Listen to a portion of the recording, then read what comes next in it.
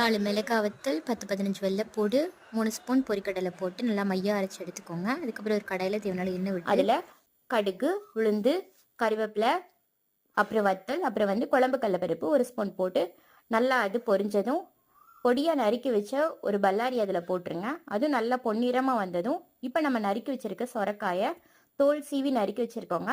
உள்ளே போட்டு ஒரு வதக்கிட்டு போட்டு மூடி வச்சுருங்க.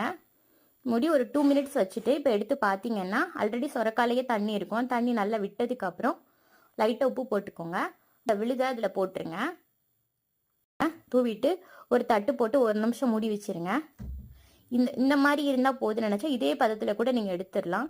3 ஸ்பூன் தேங்காய் பால் வர அளவுக்கு எடுத்து தேங்காய் பால் ஊற்றிருக்கேன். நீங்கள் தேங்காய் பால் வேண்டாம் அப்படின்னா இந்த ஸ்டேஜ்லேயே நீங்கள் எடுத்து பரிமாறிக்கலாம். 2 நிமிஷம் வேக வச்சுட்டு எடுத்துட்டீங்க. அவ்வளோதாங்க, சொரக்காய் ரெடி ஆயிடுச்சு. குழந்தைங்கள்லேருந்து பெரியவங்க வரைக்கும் எல்லாருக்கும் ரொம்ப பிடிக்கும்.